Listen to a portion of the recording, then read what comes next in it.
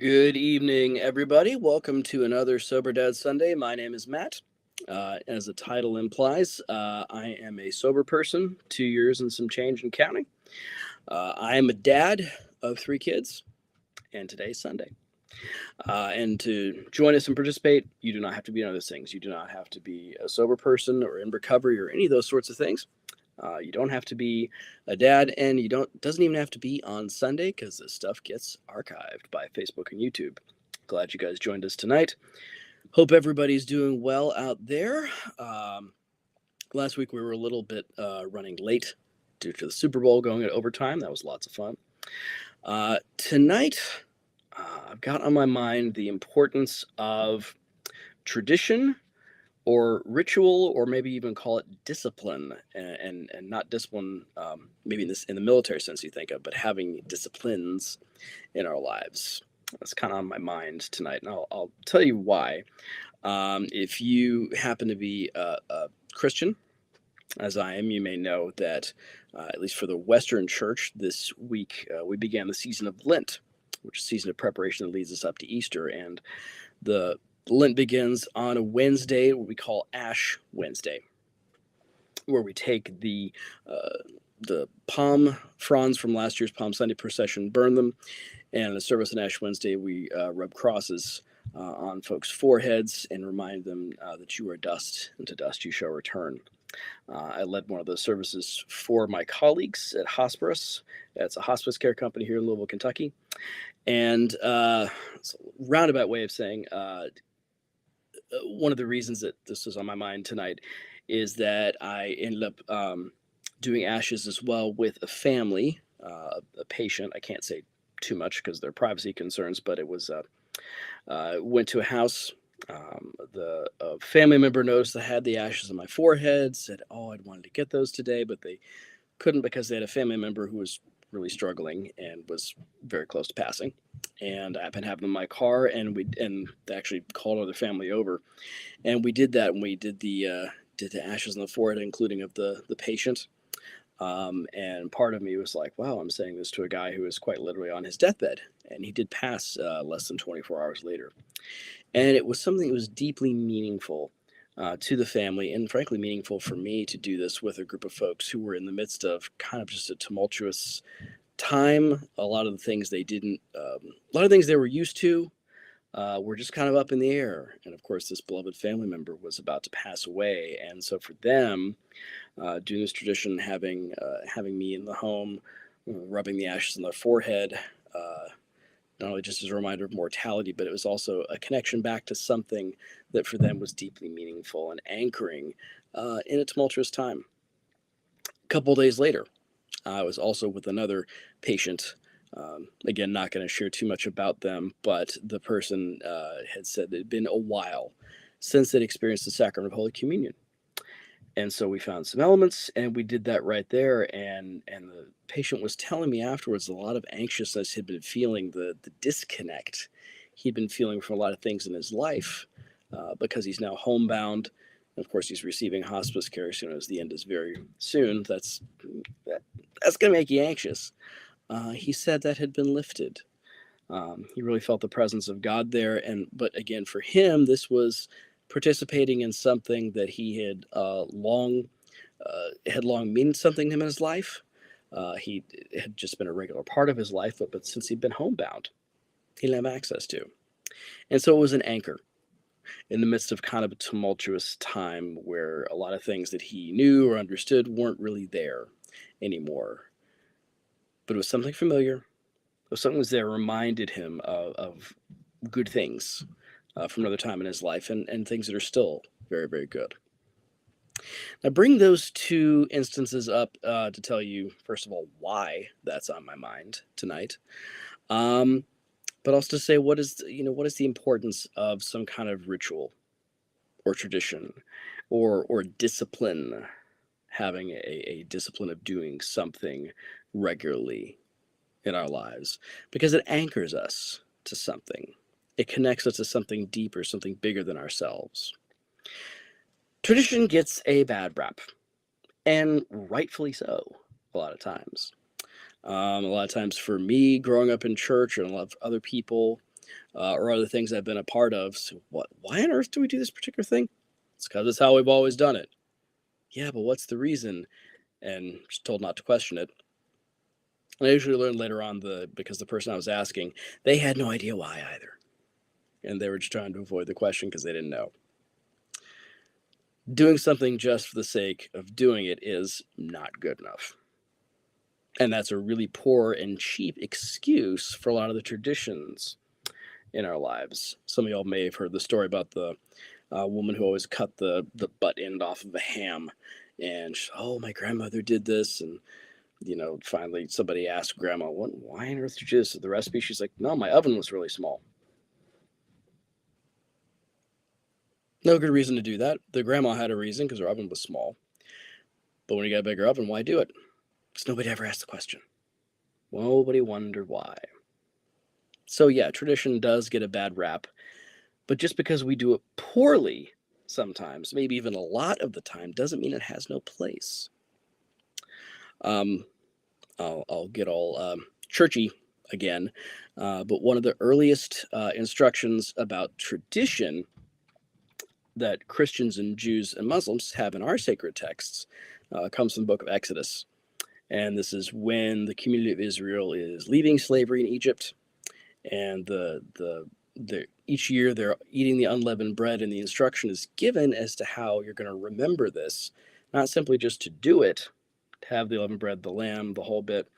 There's actually instructions in there about, well, the son is going to ask the father, hey, why is this night different from the other nights? Why are we eating the unleavened bread? And that means bread that wasn't allowed to rise. When the rest of the time we do it, we're allowed to rise and be, puffy and airy. And embedded in the whole idea of the tradition is questions, curiosity, learning, and a deep, deep connection. Because it wasn't too long before the folks that were celebrating with that unleavened bread were not people that were ever slaves in Egypt. For those of us in the Christian tradition that we celebrate sacraments like Holy Communion and baptism, we weren't there the first time they happened.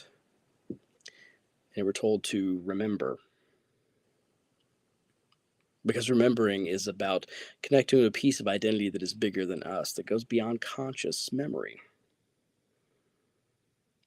So there's a really important place for ritual and for traditions in our lives, whether you happen to be religious or not.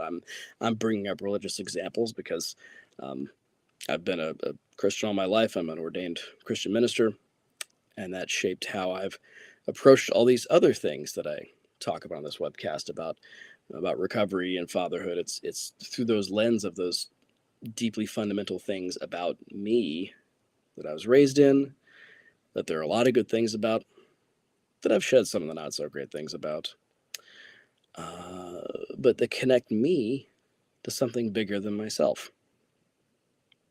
I don't have to be a particularly religious person at all to have some tradition or ritual or grounding in your life. I know a lot of people in recovery circles that I run in, they have certain traditions that they have, or daily disciplines like meditation, like journaling, like writing gratitude lists, things like that. Regular practices that, in the midst of times that are often really chaotic, maybe life is just wacky. Stuff going on that is so overwhelming, and for people with a substance abuse issue, people like me and others, that can be a real trigger or even a drive to go back to that thing we used to use, in my case is alcohol, to try to numb out that stuff, to try to paper over, to try to have some sense of control. Man, all this other stuff is just so chaotic in my life, but at least I can control this one particular thing about it. Except when we get real honest, we realize, oh no, I have no control over this at all. I'm in fact powerless over alcohol, drugs, whatever. It's making my life unmanageable. In the midst of those chaotic times, we need some things to help anchor us. to connect us to something bigger than just us, and give us a deeper sense of who it is that we are and that we belong to something, that we're more than just one solitary individual bouncing around out here. One of the great epidemics in our world today is loneliness. The great con of the internet, which we're all on right now, was that it would connect us in big ways and bring humanity closer than ever, and yet we're more and more isolated. Yeah, we can form communities and do stuff through mediums like this, which are great, and certainly during the pandemic, it was really great when many of us couldn't be together in person, yet there's something that we miss. There's certain types of interaction that just aren't quite the same when it's just like this. I think there's value in it. Obviously, I wouldn't be doing this if I didn't. But loneliness is a huge, huge struggle for many of us.